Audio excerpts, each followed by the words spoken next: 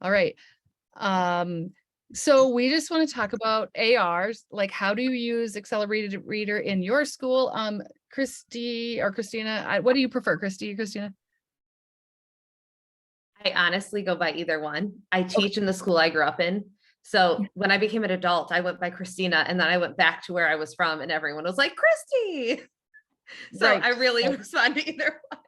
So anyway, she's going to talk to us a little bit about AR, and so is Kendra for sure. And there's one other gal that said she might be willing to, and just kind of give the perspective. What do they do at their school? How does it work?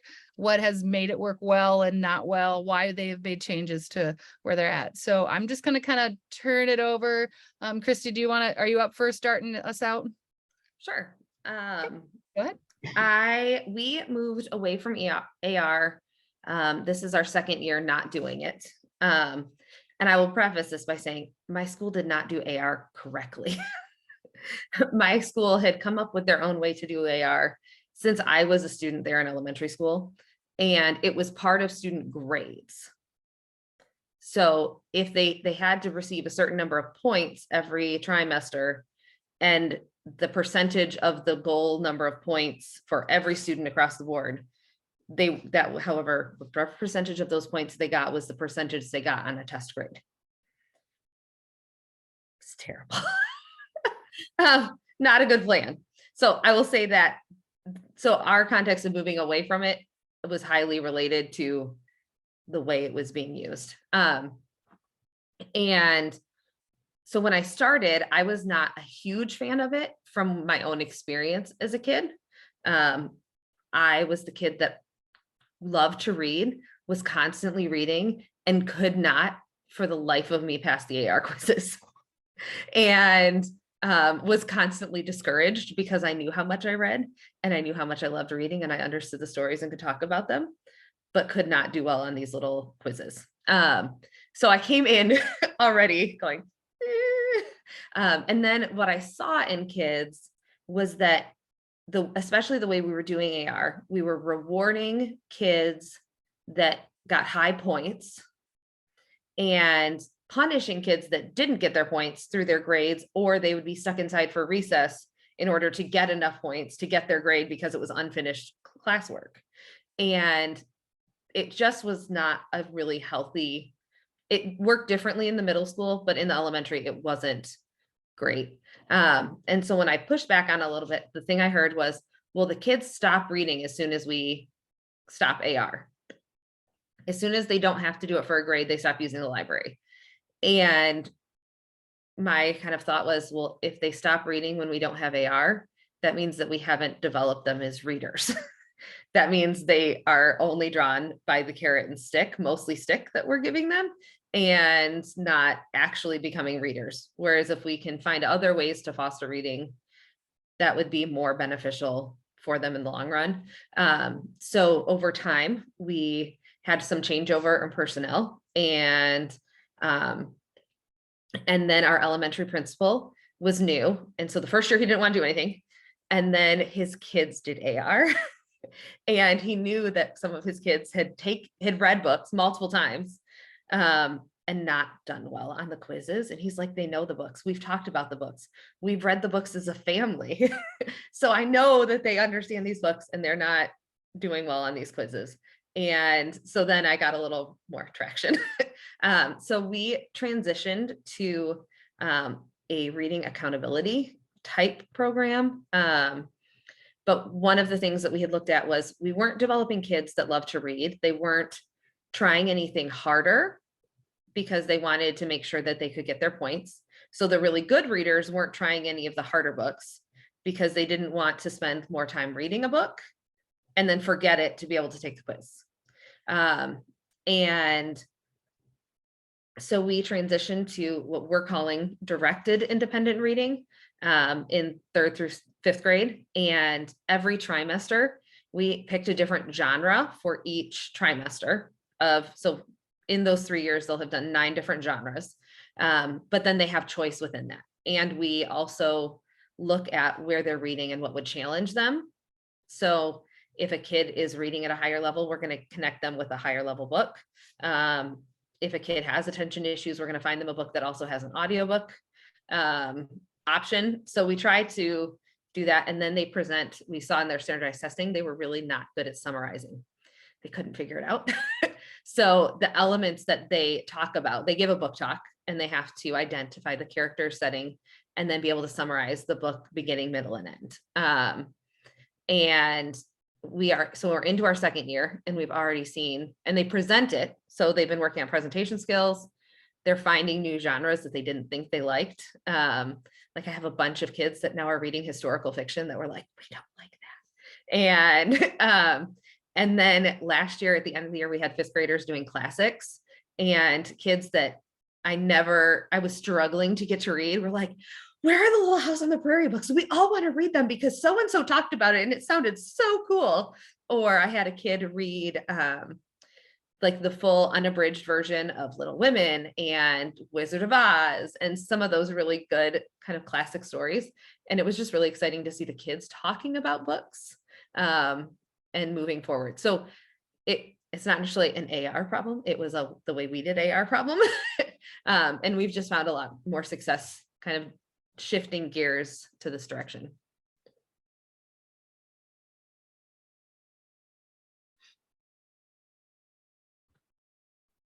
One question that I thought of when you said that is, how do you do the genre thing? Are you like focusing on it for a few months at a time, or like, I'm not sure I caught that right. So we went through all of the language arts teachers. When we decided to switch away from AR, we actually sat down with 2nd through 12th grade, because we're a K-12 school.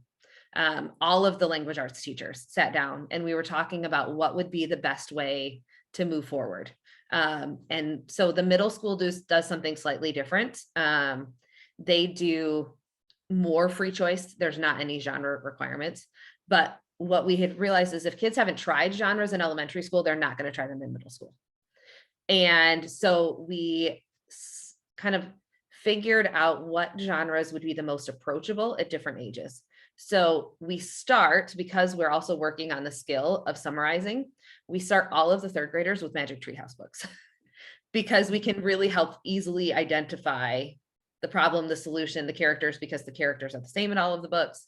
The problem and solution are generally similar, but they pick books in the Magic Tree House that are on their interest. So it's like, oh, I like dinosaurs, so we're going to get you this one. I like history, so we find different ones that fit, because with our 3rd grade teacher and I, we have probably, I don't know, 150, and we have 50 kids or less than 50 kids. So there's more than enough choice for them. And then we move into biographies. And we have Who Was biographies, but we also have some of the reader biographies for the lower kids. And we have some more challenging biographies on different people for the kids that are higher and need that bigger challenge. And so we pull the kids a couple at a time. And because we're all doing the same genre, then we can talk about, so what does a story look like if it's a biography? Well, we see what common themes do we have. And then we go into adventure at the end, and they have more open choice. So we kind of start it at the very beginning, a little more restricted, and then keep opening it. And then in 4th grade, we do, what did we start with? I think historical fiction.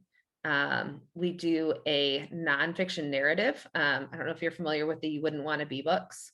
And they also do a reading project in their class, in their language arts class, that's separate from kind of this.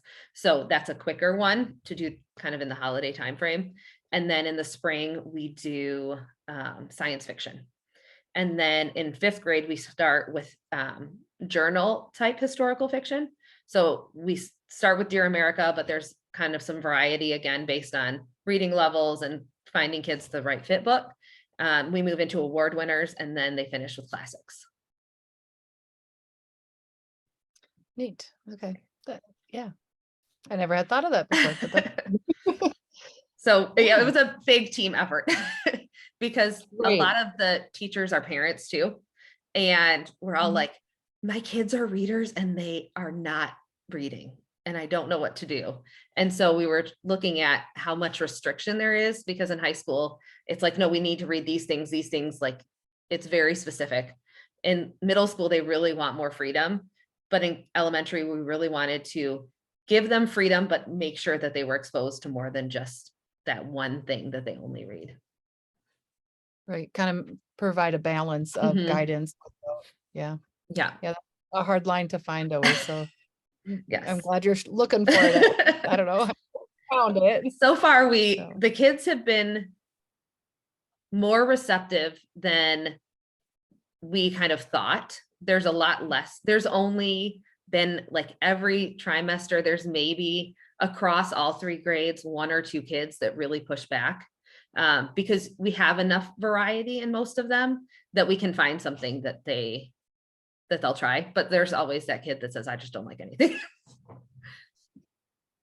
Yep. Yeah. All right. Anybody have questions for her? Quick a minute before we move on? Doesn't have to be quick either. All right. Kendra. Sorry, I do have one. What is Go the for it. assessment that you guys do? Do you take the STAR test? Well, when we were doing AR, we didn't do any evaluation based on what their reading level was. So they were just choosing whatever books they wanted. So then you had, and this is part of why it wasn't working. We had kids that were low readers that were just picking picture books in like 5th grade because they had to get enough points by the end because they had tried a harder book. They never got through it, but we also didn't want to penalize them because they had tried something harder and not gotten through it, or they got a low score, so they didn't get all of the points. And then you'd have readers that would like try something big. Like you'd have a 4th grader that's a really solid reader and they'd go for like Anne of Green Gables or Little Women, but then they couldn't finish it. Or by the time they finished it, they didn't have enough of the detailed memory to do well on the AR quiz. And again, we weren't using the program the way it was designed. So it was just a big hodgepodge mess. They were taking whatever the quizzes were available. And then I had a teacher parent who was like, I know my kid's reading. He can't do these AR quizzes. So he went in and took all of the Star Wars book quizzes because he's seen all the movies and knows them and got enough points. Yeah. So I was like, oh, okay, this is not. Will you implement another assessment strategy? So our assessment piece is their book talk that they create. So actually, can I share my screen? Not Yep. if you aren't the owner of this I think Tammy will work on it a minute. She's Okay. better at it than I am. video. I can show you what we use. My background is actually in curriculum. And so it like got all of my excitement going to create all of the like pieces for it. So we give them a score.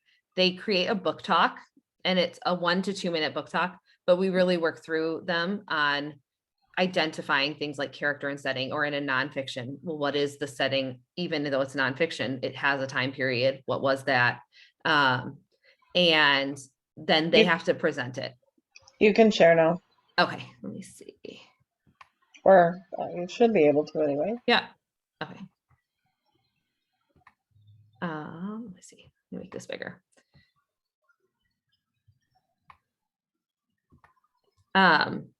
So there's kind of 3 parts to their score. They get 1 test grade that is their book talk script. And so we give them a script that they fill out. I don't know if that's big enough for you to see. And we have slightly varied scripts based on what they're doing. So when they do biographies, we have one that's slightly different. So it's they look at the My Name Is, the book I read, who it's about instead of characters, when they lived. And then when we do the narrative nonfiction, we have another one for that one that is slightly different, but still follows that same idea of 3 main things. And then with that, they do a visual aid, is what we've decided to call it. So they get 1 score for the writing of the book script. They get 1 part of that score for a visual aid. We wanted to give them the most freedom and creativity in doing something to help them give their speech. So they can choose to make a book jacket, do a map of the book. If it's if they have Narnia and it's a specific map, they can make the map and put the locations of the main events on the map. They can create a timeline. They can present as the character and dress up, or they can create a book bag, which is kind of like an all about me bag that you would do at the beginning of the year where it has items. They have an item for each part of their script. So this is what represents the characters. This is what represents the beginning of the story, the middle, the end, or they can create a diorama of a turning point in the story. And we have worked really hard to make sure parents know it's student work, not parent work. So if it's an 11 by 17 piece of paper that they've handwritten all of their book jacket or their timeline, that's totally fine. We just want it to be their creative work to show that they knew the story. And then they get a small homework grade for their presentation, because we also realized that post-COVID, kids were not good at talking in front of their class. And so that has helped improve that significantly. So that's how we grade them. And then this rubric is exactly the same, all 3 trimesters, all 3 years. So they're held to the same standard. So like our 4th graders, we pulled aside and really intensely worked with the newer students, but the 4th graders or 5th graders that had done it all last year were like, oh, we got this. And they just jumped right in and were off and going. I have a question. Mm-hmm. On your on the visual aid Yes. where it says completed 25% of the project. Mm-hmm. So is that also used, like, if you know that the parent did most of it, then they're getting only the 25% because their parent did the rest? Because I had to actually start writing that into my rubrics when I was in 2nd grade. If your student did all the work, they get 100%. If you did the work, they don't. So we haven't added it in on here. But what we have found is that when the parents do it, they don't understand it. And they get a lot of things wrong. Because they are thinking they need to do this like elaborate project that didn't actually follow the requirements. So the percentage is actually based on this other sheet. And most of them have 4, some of them have 3 specific things. So it's how many of the things for that project did they do?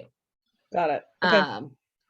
But our teachers are also pretty good about, and our principal is really good about supporting them, of saying this is clearly not your child's work.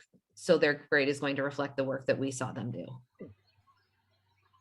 Which, having the principal that backs it up is the key.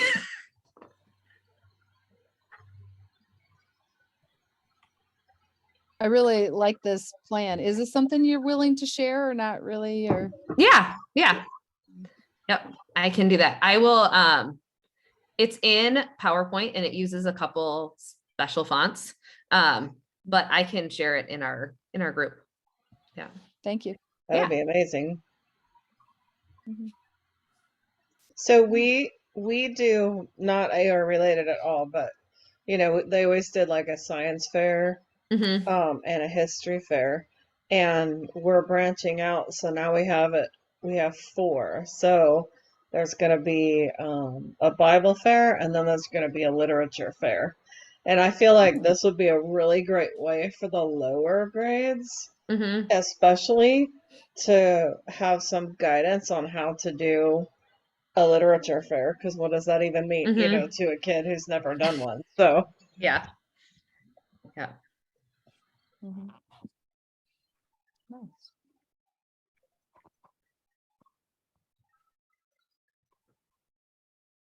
Any questions yet? Otherwise, maybe Kendra, if you're up for sharing.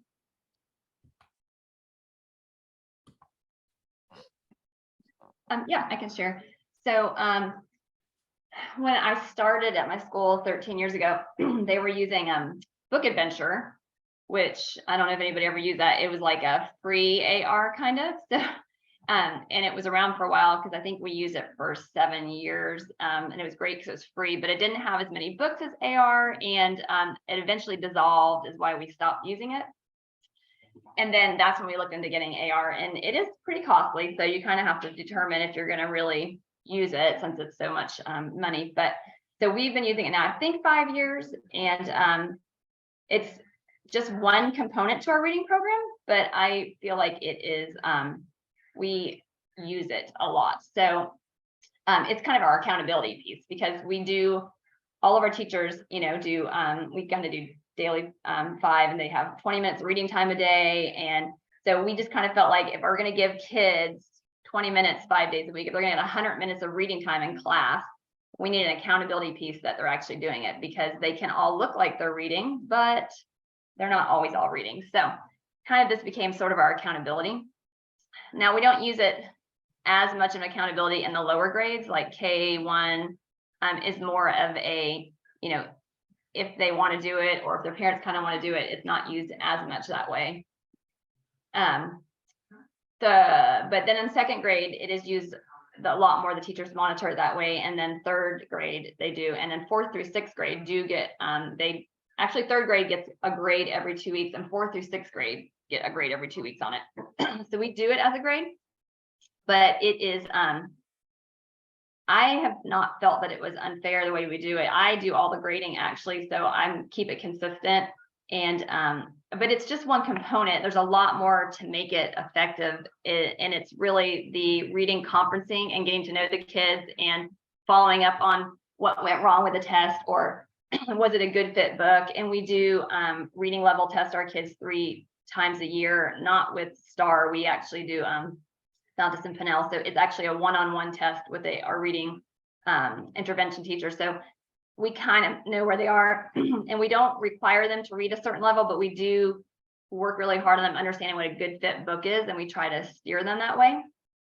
So but yeah, so and I would say our kids do not just read for AR. We don't like the prizes aren't really, I don't know, we kind of downplay them. There are options. We do give prizes in the library, but they're not like, I know there are some schools where it's like that, but I think it's different. We don't have that kind of issue. Our kids are very geared towards being million-word readers. We talk a lot about that. We talk about the statistics of, you know, being a million-word reader and how well you can do in school the more you read. And so and there's some privileges they get, like they can check out 3 books. We have little kind of holiday parties and end of year parties for them. So our kids really in 4th through 6th grade really want to be million-word readers. They get assigned a million-word reader board.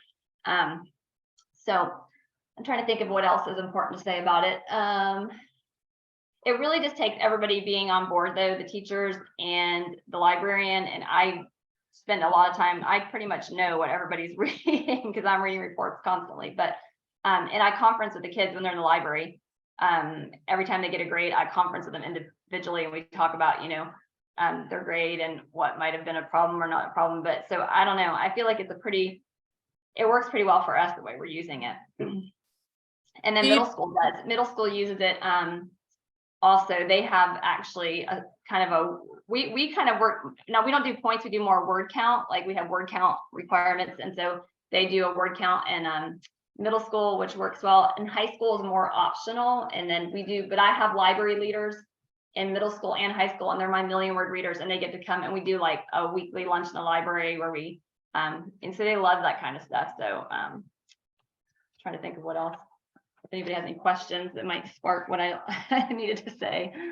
Do you teach lessons then in library? Are you like instruction? So does I the do. AR help you to know like, hey, this is what this student is low in, so I'm gonna pull them aside and Yeah, I do a lesson. I have them for 40 minutes. So I try to make it where 20 minutes is lesson, 20 minutes is checkout and whatnot. My 4th through 6th graders, I do my lesson a little bit smaller with them. They've been with me so long usually that they've learned a lot of what I've already taught. So a lot of my lessons in those grades are more like good habits for readers. And a lot of it does become more individualized where I'm trying to help them find a good book, or sometimes just figure out what the problem is. If they're not passing the AR test, I truly don't see a ton of kids that don't pass the AR test. And when they do, it usually is they didn't finish the book or they rushed through the book. We've had a couple kids, and we kind of know if they're struggling in reading because, again, we do test them 3 times a year, and we have our pull-out reading intervention program where they're getting extra help if they need it. So we kind of already know those kids, and we know where they need to be reading. And even those kids that are the strugglers are very successful in AR. we kind of give them the right fit book and they pass it usually every week. It's rare for them not to. I'm trying to think. So it does take time and commitment to make it work well, I think. But actually, when you do it, I mean, I've done it for a while now, it kind of gets really easy at this point. But between the parents and the teachers and me all being on the same page, we kind of just tag team it. But I do lessons. I still do that. And we do a monthly genre challenge. So I do try to have that November is nonfiction, but October was historical fiction. And anybody in 4th through 6th grade that read a historical fiction and passed the test on it, they get a reward. We usually chew gum in the library or whatever one week. So there's just different things that we do to kind of encourage different genres. But our kids read a ton. I would say last year I probably had 32 million word readers just between 3rd and 6th grade and then they were 2 and 3 million word readers. I usually have about 20 something in the high school, usually about 15 in the middle school. So we do have a lot of kids reading. And I wouldn't say they're just reading for points. I think they really they just kind of get into it, enjoying the reading. But it's a lot of follow through from everybody on board. So. Can I ask, do most of your kids come from families that value reading already? No. Okay. We're a mission school, so we have all kinds of different families and all kinds of different kids. And I would say I have to work, 250 times harder than I did when I first started this 13 years ago. And it's not really necessarily because of the families not valuing reading. I think it's just the trickling down of technology, and kids are on computers at home. And that's partially why we do this, is because a lot of teachers don't always love giving up the silent reading time of their class time because they have so much to teach. But if we don't get them reading in school and get them hooked on a book, they're not going to go home and get hooked on a book. A lot of them, when they go home, they're allowed to just play video games or scroll a phone or whatever for hours. And even elementary kids. So we have to hook them there, and especially with our middle schoolers, because they're even worse with phones and whatnot. So we have to get them reading and that was part of our struggle for a while at middle school, is that teachers are so busy in middle school, they didn't want to give the reading time. But they started to see, if we're not giving the reading time, the kids are not doing well in class. And the science teacher even said, my kids can't read textbooks and they can't navigate what I need to do. So she is literally, our science teacher is giving up every Wednesday in her classes for silent reading time, because she knows that it's a small part for her to give up, but her kids are not doing well in reading. So, and they're doing a lot better this year because they're, but you got to get them hooked in that book and they got to have some time in class to do that, because there's some kids that will read at home and there's some parents who will encourage them to read at home, but there are a lot that will not. So.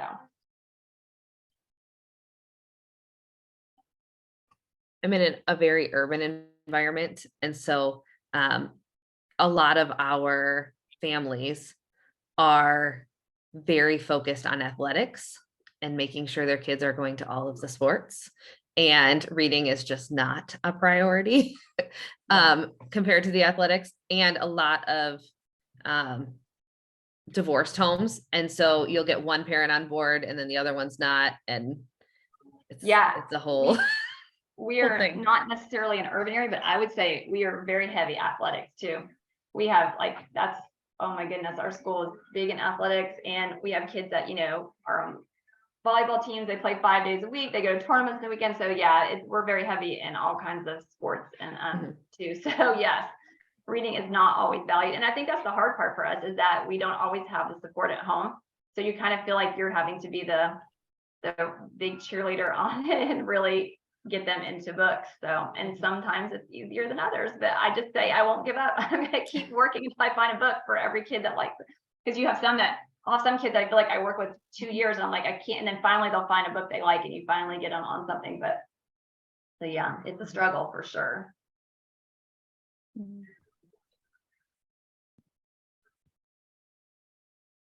Does anybody else in the group that's here use AR currently?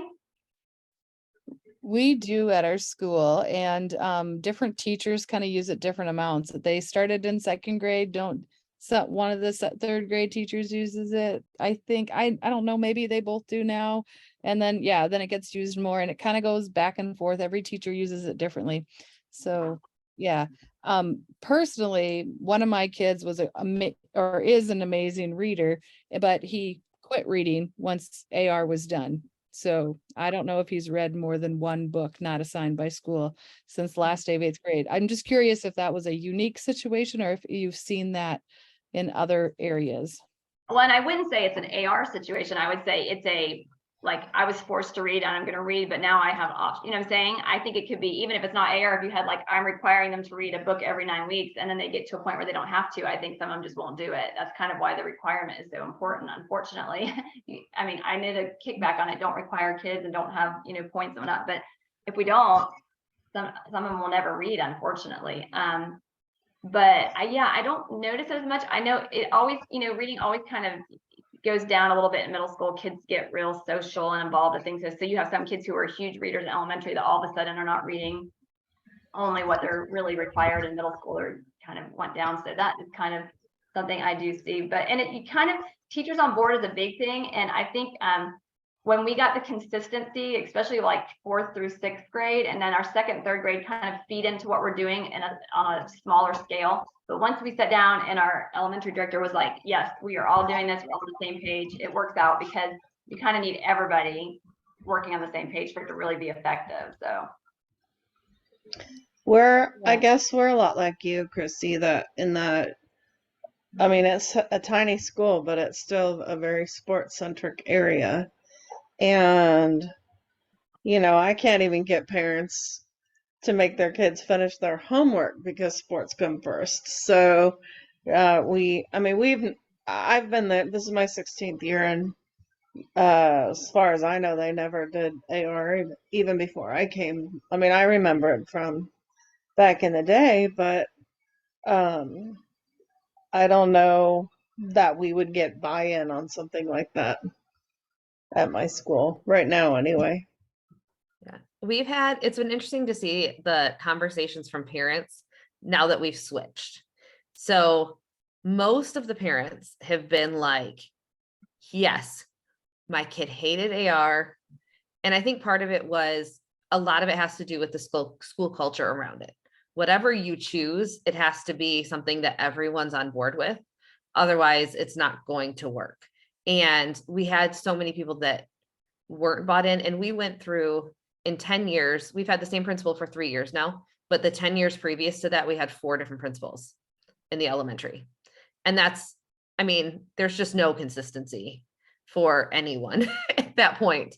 And so then you have teacher changeover, and then there's a new principal, so they didn't know what the new teacher needed to learn. So then everyone's all over the place, and then COVID. And so it was really kind of that, like, let's reassess where we are and what our goal is and what will help us best meet our goal. And our goal was to encourage kids to read, to look at what is a lifelong reader and find those skills and try to put those into place, and kind of work back with that goal. So we've had some parents that have had kids that were always getting the points because they were high achievers and super competitive. And then, but as soon as the competition's gone, then they didn't care. Or that were like, but it was so easy to get my kid to do that. And it was like, well, yes, but did they actually, like, were they valuing what they read? Did they understand it enough to be able to talk to somebody about it, not just to answer the questions? And then when we like explain, like, well, this is what we're doing instead. But it's not on you, it's on your kid. And we work on it. We spend a lot of time on it in school. We really work on making sure the kid has the right fit book and get them into it. Then it's like, I know it's better for them, but it was easier for me to do AR. But overall, it's been a good shift. But it was when post-COVID, you had that whole point of like, okay, let's reevaluate what's working, what's not, where we should be. We look at, so our kids, we give them a 2-week period, so that's 10 days, and we know they're getting 20 minutes of reading in class. That's 200 minutes. We calculate that on what they should be able to read words per minute for that grade level, and came up with how many words they should be able to read in 2 weeks. Then we just literally slash that in half, because you're going to have some kids who are not going to be able to read what your word per minute is, you know, for that grade level. We have some kids who might miss a day here and there, or just have an off week. So it's so like the baseline is so achievable that even our lowest struggling kids can meet it. And then the kids who are a little more advanced, they will read way more than what we're asking. So it's achievable by everybody, as long as they're using their time wisely in class. So that's kind of how we do it. And then we calculate it that way. I look at, you know, how did they get enough words? What was their comprehension on it? And I also look at what level books they're reading, because we don't really monitor them, but we're not going to let the grader read Dr. Seuss. So we kind of give them a range. Like if you're in 4th grade, you should be reading somewhere probably between 3rd through 5th. You know, we kind of give them like, you know, 3rd through 6th. We try to give them a range. And if it's a book they really want to read that's out of range, they can just ask or tell me. You know, it's just we're trying to keep them from reading silly books they shouldn't be reading. You know, it needs to be, which they kind of don't do that because they know they need to get. They try to pick a chapter book that's a route where they need to be. So, but we've been doing it for a few years now, so they're kind of like the kids who they're pretty used to it and they kind of know what they need to do. So Our amounts, I think, were way too high is part of the problem. yeah, Because I think it was in 3rd grade, it was like 12 points per trimester. And we didn't calculate pages read. We did none of that. It was all based only on their quiz scores. And then it was, I think it was however they calculate quiz scores based on the percentage of questions, right? Was how many points they would get. And it was, once we started digging into it, it was like, hold on, this is like expecting these kids to be reading 40 minutes a day outside of school. Like, there's just not.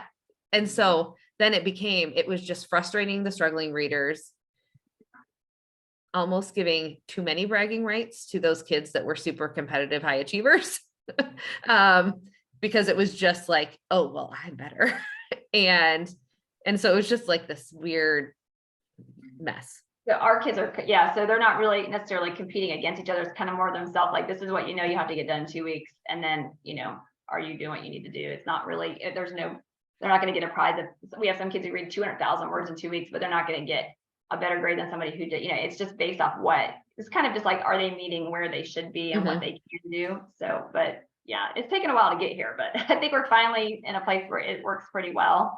But it does take a lot of follow through, and I have a lot to do to keep up with it. So, but I usually know it's helpful for me though, because following the reports and stuff, I always know like what they're reading. So they come in, I'm like, oh, I saw you read that book. Did you like it? So it definitely opens a lot of doors, and I talk to them a lot about stuff and conference them a lot. So do you find that like it's like 2nd grade or so? Like that's kind of what I'm hearing, that people like start either AR or something like that. We offer it to our kindergarten and 1st graders, and we do have some kids who do it. We usually have like a high school helper, or sometimes that will be in the library to help us during those classes if the kids read their book. But we'll tell parents, we kind of tell parents about AR upfront so they know they can do it. And so a lot of times parents in those grades will just email us and say, hey, my child read this book, or I read it with them. Can you test on it? So we kind of get a follow through there, because otherwise they say they read them, they really do. So you kind of have to have a little more follow through in KM1 with parents. But 2nd grade teachers are really on board with it. They kind of, I don't think they take a grade till maybe middle of the year, but they do follow through as far as they know what they're reading, and they run reports every week to see what they've read or what they're reading during class time, and they conference them. So, and then in 3rd grade, they start taking a grade every 2 weeks. But they're not as particular as it is when we get to 4th through 6th. They're a little more lenient about what they're reading or how much they're reading. They're just kind of making sure they're actually reading and taking tests and during their good class time they're using. So, but then it kicks up 4th through 6th. So the other question I had is, how much do your schools ask of kids to read like outside of school? Like for whatever kind of reading program you have, like, are they asking them to read like 10 minutes a night, 20 minutes a night, an hour a week? Like, what is your, I don't know, general consensus? I feel like our school goes back and forth depending on grade level and the teacher, but a lot of it's like 10 to 20 minutes on school night is what they're kind of suggesting. But what do you guys have? I think we say 20 minutes a day at least, and most of our kids get that in class. So a lot of times I say, if you're using your class time wisely, may not even have to read at home. You could get it all done in class time. But some kids, if they didn't, they're going to have to do the reading at home. But a lot of them just get so interested in our book, then they will go home and read, you know. But I think the baseline we set was kind of 20 minutes. I think it says in our handbook they're supposed to read 20 minutes a day. And some teachers are probably a little more, use that a little bit more, like make sure and have maybe a log or something, but not all of them do. It's just kind of a thing we have set school-wide, 20 minutes a day. But really, if they use their time wisely, they can meet their goal just in class time. So the ones who read more at home are the ones that get really high and want to be a million word readers usually. But We don't have like an across the board expectation necessarily. We've also been going through several shifts because our language arts programs in curriculum in elementary has been shifting away from a guided reading model and more to a science of reading model. And so we're kind of in the midst of that shift and kind of working through all of what that looks like for the teachers, because like now, I think starting in first grade, the kids get phonics reading, like decodable reading for whatever phonics skill they're working on, sent home every week to be working on those as well. So there's been a lot of shifts. It was kind of like a 15 to 20 minutes a day, but I'm not sure where that is in Lower L now as we're shifting and there's different types of work going home. We've seen a lot of improvement in the kids and their reading ability as they've been kind of shifting to more phonics. So that's been a huge improvement, but it is a different kind of way of looking at language arts at the lower L level, which then impacts kind of reading and what they're going to choose as they get a little older. But for our projects that we do each trimester, so they get one book and they typically have about 6 weeks is what we give them to read it, go back through and work on their script, and then come up with their project. And that a lot of times is given in class time, like in third grade, especially the first trimester, we do pretty much all of it in school. The only thing they do is whatever their project is at home. And then fourth and fifth grade, the language arts teachers give them a pretty good amount of time, and all of our classes do daily reading in class.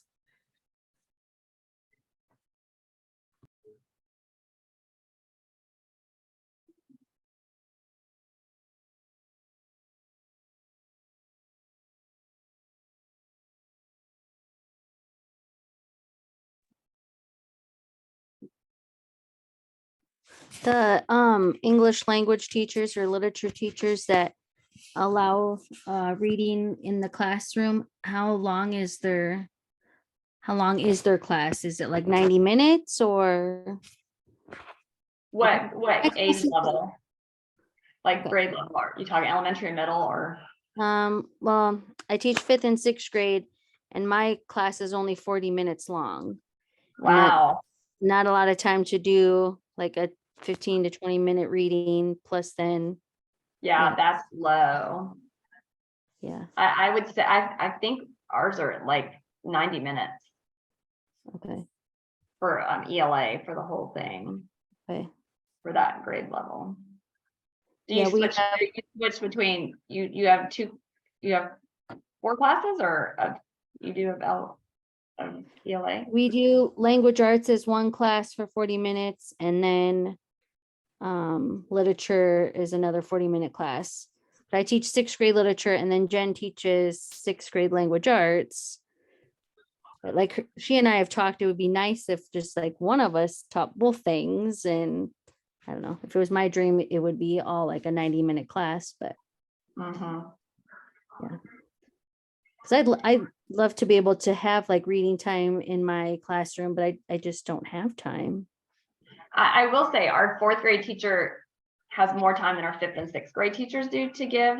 So it's hard. I know they have a lot more to fit in sometimes. And so sometimes I feel like those kids may not get a full 20 minutes a day. They're getting better at it, I think, but I think sometimes they may not get that completely every day. So a lot of it in 5th and 6th grade becomes more of, if you didn't get your full 20 minutes, you have to read at home for what you didn't get. But I do even if you can just give, like, honestly, if you just take the first 7 minutes of your class even, and if they just, you can save a lot of time if they know, okay, your procedure is they come in, they open their book, and they start reading, and then you're just getting things settled. Because that first 7 minutes sometimes is crazy anyway, kids getting in, getting settled. If they know they're supposed to come in, open their book and start reading, then you can actually be taking roll or whatever you need to do. And as they're all settled, and it gives them, it just kind of after, because you figure 7 minutes times 5 days, it's 35 minutes they've had in their book. They're going to get hooked on it and probably read it more at home.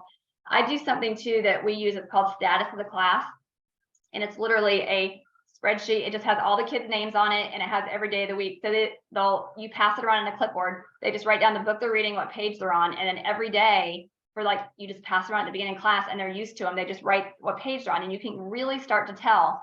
Like if you look at it at the end of the week, I follow mine, I keep them all the time. And if I look at a kid and I'm like, okay, you've read 5 pages each day this week, you've read 25 pages in 5 days. This is a lot of what I do with conferencing, trying to help them learn how to be good readers. I'm like, if you're reading a 250-page book and you need to read it in 10 days, you really need to be reading 25 pages a day. You've read 3 a day or 5 a day, you're not going to make this book. So you either have to find a book that's going to be smaller that you're going to be able to do, or you're going to have to read more a day. So we kind of, it helps us to get through that. Reading conferencing is really helpful if you can do it, even if you just do it, not as often, even if you just do it every month or every quarter, but just to like really sit down individually with them and let them read a page of their book to you. It shouldn't take like 3 to 5 minutes per kid, but like, and you maybe only do a couple kids each day, but if you just have them read a page of their book to you, can kind of see if they're fluent readers or if they're struggling, or maybe this book is way too hard for them, or maybe it's way too easy. And then just kind of ask them some questions. And then, you know, when do you think you're going to be done with this book? How many pages do you think you need to read a day? I do a lot with them on just pacing, like how many pages do you think you need to read each day? Because it's, you know, things that they don't think about, you know, and then they get down to the last day and they're like, I have half the book left. You're like, so that's some of the good things I kind of work with them on. But the status of class is simple, and I've been doing it now for a few years, and they just know it. When the clipboard comes, they just fill it out, and I can see, and then I can look at a kid and be like, okay, the last 4 books you read, you quit. Because they either have to write their page, or if it's new, or F for finished, or Q for quit. So you start to see like, okay, you quit the last 4 books. They're like, yeah. I'm like, you're wasting so much time. You read it for a week and quit it. You know, you read it for a week and you quit it. You're not finishing anything. So, so if you can just give that small little bit of time just at the beginning, and it can, for some people, it's a participation grade. Like we try to get our kids in the habit of taking their book with them everywhere, because maybe your math teacher has a test, and when she finishes it, you have 10 minutes left. You could be drawing or you could be reading. If your book's with you and you have it, so we like get them in a habit of carrying it everywhere they go. If you're sitting waiting in car line, or you're, you know, that's what I would say to them. If you're in the car and your mom has to go get her oil change, if you have your book with you, you could read. So our 6th grade teacher, if when they come into class, they open their books and they start reading. If they don't have their book, they lost their, you know, points that day for participation. They don't have their book with them. So that kind of gets them in the habit of bringing it every day and starting out at the beginning with the book. So I don't know, that might be a small way just to get them started with it. Time is always the issue. You know, there's just never enough time.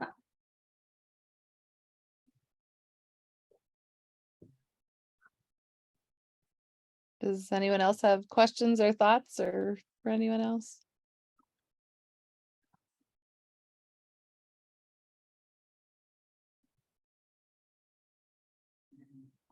Jill, do you do any AR at your school? I don't think you do you? Our school used to have AR, but have not. I think it's probably been about at least 6 or 7 years since we've had it. There's still some books marked in the library with AR friendly stickers. I have not removed them yet, because I always wondered if we'd go back to it. So many schools say it's expensive. I would love to actually know how much it costs. Like, I don't actually know that. Yeah, they say it's expensive, but I don't know.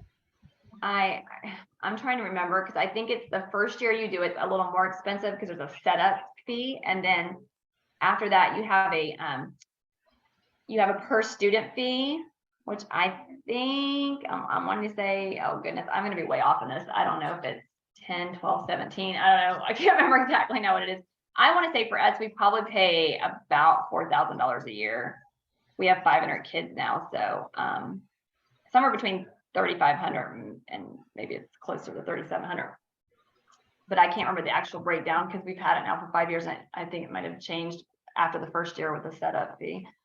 And we had about 600 kids that were participating. And I know for my elementary side, it was, so I had about 150, I'm trying to think, no, it was less than that. So I had 3 grades, 50 kids. So I had about 150 kids. It was about $1,500 for just that. And so what we did is, because it was already budgeted, when we decided to stop using AR, I was given that money to purchase books for this new program that we were implementing. Which, I mean, we went with a lot of paperbacks. That way we weren't spending a ton of money. And then if we needed to shift, we could change. And it was, I mean, that was like my normal annual budget. So it made a huge impact on the availability of the books for the kids too, which makes a big difference for them to see like a new book, not one that's like older than dirt. Or, I mean, I regularly find books in the library. I'm like, oh wait, that kid graduated 10 years before I did. And this was the book they read in elementary school. Okay. It's like, oh, how did this one miss that last few sweeps of weeding? And a lot of the classics we've repurchased and updated, bindings. Or Usborne has really good illustrated classics. So they're unabridged, but fully illustrated and beautiful, like beautiful illustrations. And the kids just can't wait to get their hands on them. But yeah, it was like, no, they don't want this book that looks like it's falling apart. They want a book that looks interesting and new. So little side note, I just got a grant from Dollar General. I don't know if any of you live by Dollar General. You have to be fairly close to them. But they gave us $3,000 to buy Vox books. And I don't remember if I said this before on here, but it's spelled like VOX. And they all will read to the kids. So it's a typical book. And then there's just like a little piece in there that will read out loud. You can insert headphones and you have to charge it every once in a while. But it is just like the kids are loving it right now. Yeah, but I've had them for like 2 weeks into the library. So it's just like the latest thing, I guess, at our library. So it's been really fun to be able to give to them something different. But without that grant, I probably wouldn't have done it because they're about $50 a book, which is a lot. It's like library bound and stuff. So it's nice quality, but yeah, I probably wouldn't have bought all those. That's pretty great, Jen, because our kindergarten teacher was getting those from the public library. Yes, And Center has a lot. she was all excited about them, but when I looked at the price too, I thought, well, I don't know about that. So how nice to get a grant. That's a great idea. How did you find out about it? I look at grants more often. So there's getedfunding.com, I think is what it's called. I would look there. You can put in like your state, and if you're a public, private institution, if you're a 501c3, all that stuff, like you go through all these questions and then it'll tell you what you can get. So it's getedfunding.com. Yeah, and Dollar General, you have to be fairly close. Like, I don't know if it's like 10 miles or 15 miles. So we have one in Orange City. So that has really helped. Yeah. And we do have to do follow-up with that grant. We actually have to show that we used it and it's been helpful. And it had to be something with technology. So, but they have different things for like summer reading programs and stuff too. So yeah, that one's worth looking into if you have one around you. They're talking about getting like, I think a Quick Star in Orange City, and that they have a great program as well that they give a lot to reading programs. So yeah, I should update the whatever I sent out before with all the grant stuff, because there's some new ones out there now. Thanks. Oh. I'm just saying again, if you want to make a road trip, you can go visit the Library of Congress. You can apply to go to the surplus books warehouse and just take as many as you want for free. Joe, what do you think? Should we just like make a field trip? Like, you think they'll pay for that one? I think it'll be fully paid and no one will miss us. Right. We can all do it. Like fill up the car, go, right? I feel like this group fills a car, but there's something we could work it out. Yeah, Sharon, Jill, yeah, you know, we could like, and Joe, yeah, we could all do it. We're Send me a heading east. Mhm. They'll never miss us. Well, I guess if there's nothing else, we can be done for the night. Rarely do we not only talk this long, so. But that's good. That means it'll be done rendering before tomorrow morning. Woohoo! Thanks for hosting it again. No problem. Okay, I'm gonna stop recording. Thanks. Maybe.